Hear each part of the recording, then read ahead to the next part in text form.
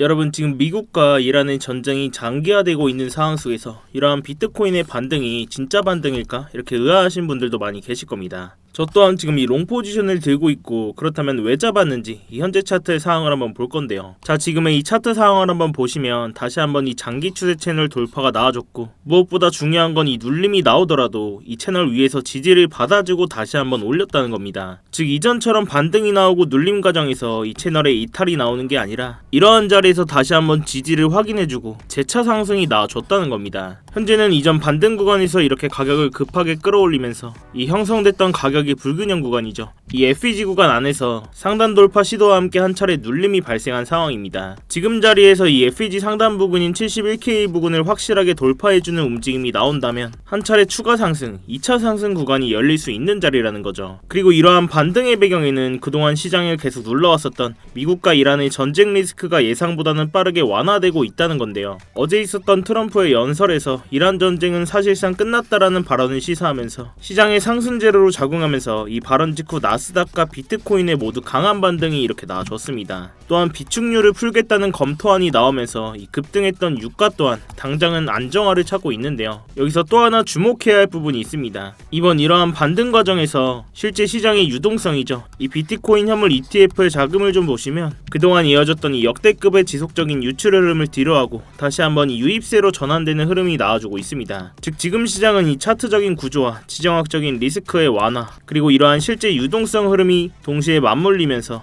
지금 나와준 이러한 반등의 힘을 실어주고 있는 상황이라는 거죠.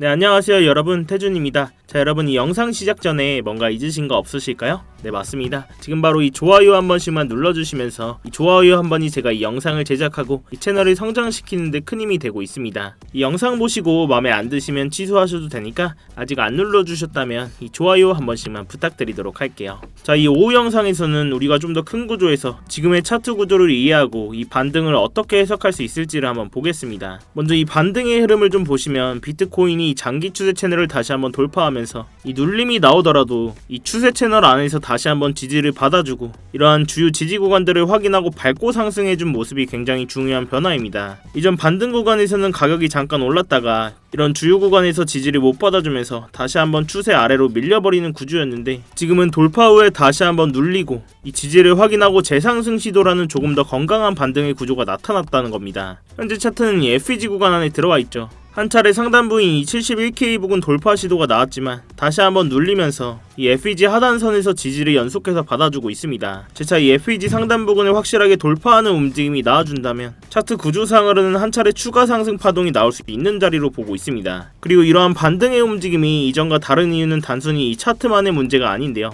이러한 반등 구간에서 의미 있는 거래량이 동반되고 있다는 점입니다. 또한 이러한 거래량을 받쳐줄 유동성이죠. 그간 강한 이탈이 나와줬던 ETF 자금이 다시 한번 유입세로 전환이 되고 있다는 건데요. 자, 이렇게 비트코인 현물 ETF 온체인 데이터를 좀 보시면 그동안 이어졌던 이 지속적인 순유출의 흐름을 뒤로하고 이 전쟁 중이라는 지정학적인 리스크에도 불구하고 점차 유입세로 전환되는 흐름이 나와주고 있습니다. 이 시장을 떠났던 기관 자금이 다시 조금씩 들어오고 있다는 신호인데요. 그리고 이 반등에 또 하나 중요한 배경이 있습니다.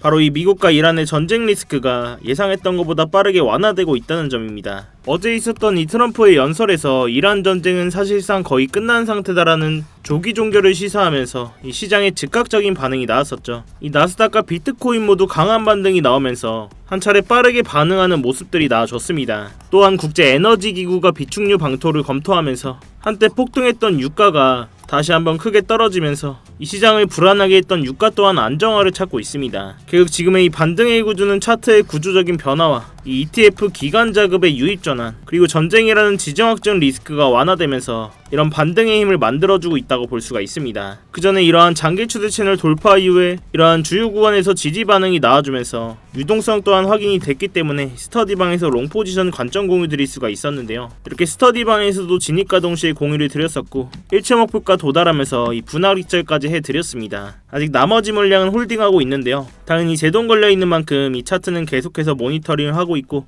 이 나머지 물량 홀딩하고 계신 분들은 제 다음 신호만 잘 체크해 주시기 바라겠습니다. 자, 그렇다면 지금 구간에서 이 추세가 터진다면 이 추세의 전환을 확정지을 수 있는 구간은 어디쯤이 될 수가 있을까요? 이런 의미 있는 구간을 찾기 위해서는 우리는 좀 더 큰 구조에서 이 장기 추세 채널 선들을 참고할 필요가 있습니다. 자, 차트를 좀 더 넓게 일봉 차트를 좀 보시면 지금 이 구간이 우리의 차트 구간이죠. 먼저 이 126K 부분부터 80K 부분까지 이렇게 강한 하락이 나와준 첫 번째 하락에서도 이러한 장기 추세 채널 위에서 이렇게 지지를 받아줬고, 반등 시에는 저항으로 작용하면서 이 채널을 돌파하지 못하고 이러한 채널을 이탈하면서 다시 한번 이 60K 부분까지 강한 하락이 나와줬다는 겁니다. 결국 이러한 채널 안에서 지지와 저항의 역할을 해주면서 지금처럼 이런 채널을 돌파했을 때는 이렇게 강한 상승이 나와준다는 건데요. 이 돌파해준 채널의 상단부는 이 81K 부분입니다. 만약 이 자리에서 유동성만 발생하고 크게 상승이 터진다면 이 81K 부분까지는 우리가 상승의 마지노선으로 당장은 볼 수가 있다는 건데요. 이러한 장기 추세 채널선들은 단순히 기술적인 가격뿐만이 아니라 이 대형 시장 참여자들이 심리적인 기준점으로 삼고 있는 레벨입니다. 그리고 이런 자리를 확실히 돌파해주는 움직임이 나와준다면 이 상승 구간이 크게 열린다는 거죠. 자, 그렇다면 이러한 장기 추세 채널을 도대체 무슨 기준으로 만든 거냐? 왜 이러한 선들에서 지지와 저항으로 작용하면서 이탈 시에는 강한 하락, 돌파 시에는 강한 상승이 나온다고 하는지, 제가 이러한 채널이 얼마나 유효한지를 좀 설명드리기 위해서 이 차트를 주봉 차트로 좀 넓게 보겠습니다. 자, 이렇게 주봉 차트로 굉장히 넓게 보겠습니다. 지금 이 구간이 우리의 차트 구간이죠. 이렇게 보시면 색깔별로 선들이 쭉 많은 걸 볼 수 있는데, 이 선들은 그냥 제가 아무렇게나 찍찍 그어놓은 선들이 아닙니다. 이 중요한 가격대를 연결해서 만든 채널이기 때문에 이러한 채널들 하나하나에서 의미 있는 지지와 저항의 반응들이 나와주는 모습을 볼 수가 있다는 건데요. 자, 이러한 채널을 하나하나 좀 자세히 보시면 이러한 채널에 들어오면서 이 저항과 지지의 역할들을 반복해줍니다. 그리고 이러한 채널 상단을 돌파했을 때는 강한 상승, 그리고 다시 이 채널 안에서 이 저항과 지지의 역할을 작용하며 이탈했을 때는 강한 하락, 다시 한번 지지를 해주고 이 채널을 돌파했을 때는 이렇게 126K 부분까지 대상승이 나와줬다는 건데요. 결국 이 채널 안에서도 이 상단선에서 저항을 맞고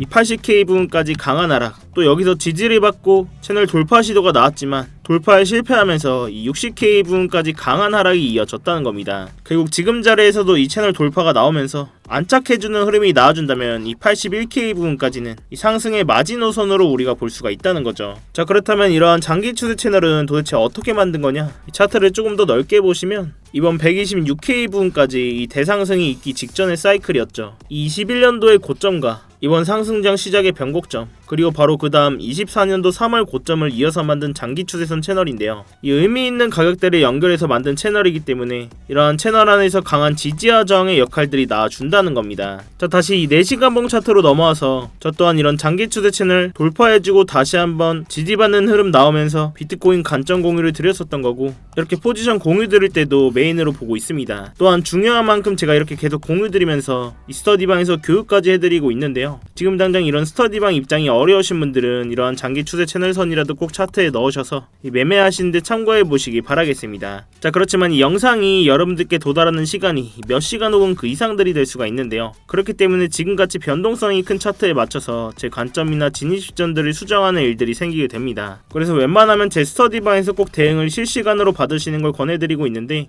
이 스터디방은 그냥 제가 제 채널 한번 키워보고자 입장하시는 것부터 이 안에서의 모든 지표나 관점들 공유드리면서 모두 무료로 제공이 되고 있습니다. 그래서 그냥 들어오셔서 구경만 하고 계셔도 상관이 없어요. 월에 얼마를 받는다거나 무슨 가입 요구를 한다거나 그런 불법적인 리딩방 같은 것도 전혀 아니니까요. 그냥 여러분들께서는 제가 공유해드리는 관점 보시다가 제가 보고 있는 관점과 여러분들의 관점이 일치하시거나 이 납득이 좀 가셨을 때 여러분들 손으로 그냥 자유롭게 매매를 하시는 겁니다. 제가 이런 자리 돌파했다고 롱 포지션 들어가셔야 된다 이렇게 매매를 강요드리지도 않고요. 그냥 제가 직접 들어가는 포지션만 이렇게 공유를 해드리고 있는 겁니다. 대신 여러분들께서는 이러한 제 영상이나 이렇게 관점 공유 보시고 수익이 나셨거나 도움들이 좀 되셨다면 이 영상 하단 댓글창에 간단한 응원의 댓글, 힘 이렇게만 간단히 남겨주셔도 되니까요. 이렇게 댓글 한 번씩만 남겨주시면 제 채널이 알고리즘을 타고 성장하는 데 큰 힘이 되고 있습니다. 이 밖에 차트 관련된 질문도 좋으니까요. 이렇게 자유롭게 댓글 한 번씩만 부탁드리도록 할게요. 자, 아무튼 이렇게 제 스터디방 들어오시는 방법은 굉장히 간단한데,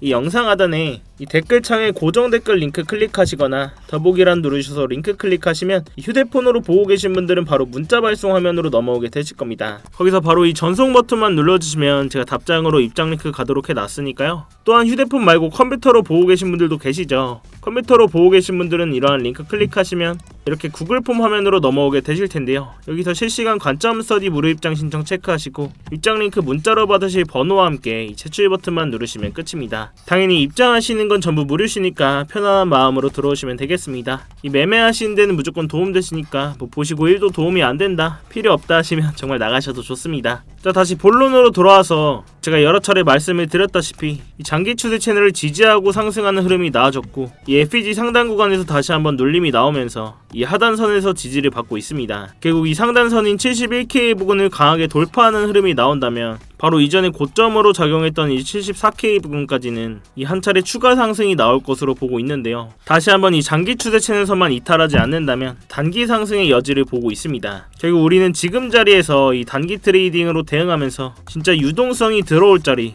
이런 구간에서는 적극적으로 매수를 받아야 된다고 말씀을 드렸습니다. 결국 저도 중장기적인 그림에서는 이 유동성이 들어오는 순간 이 강한 상승이 나올 것으로 보고 있고, 결국 우리는 CD를 지키면서 이 유동성이 들어올 자리를 실제로 기다려야 된다고 말씀을 드렸어요. 자, 그렇지만 이 고점이었던 126K 부근부터 이번 바닥으로 나와줬던 60K 부근까지 이런 강한 하락이 있은 뒤에는 반드시 기간 조정의 구간들이 필요했습니다. 결국 이러한 기간 조정 뒤에 유동성이 발생하는 순간 그때서야 추세를 다시 한번 상방으로 바꾼다는 건데요. 자, 그렇지만 여러분들께서도 이 긴 하락 구간을 겪으시면서 다들 한 번쯤은 생각을 하셨을 겁니다. 자, 이렇게 횡보 쭉 길어지면 이제 시즌 종료 아니냐, 코인 이제 끝나는 거 아니냐, 이런 생각들을 많이 하셨을 거예요. 자, 그렇지만 저 또한 이런 긴 하락 구간을 겪으면서도 이 시즌 종료는 없다라고 말씀을 드렸었고, 특히 업비트나 빗썸에 있는 구 알트코인들, 흔히 잡코인이라고 부르죠. 이런 종목들은 사실 예전의 상승분을 기대하기는 어렵습니다. 그렇지만 적어도 ETF 껴있는 종목들, 비트코인, 이더리움, 솔라나, 리플까지 이런 종목들은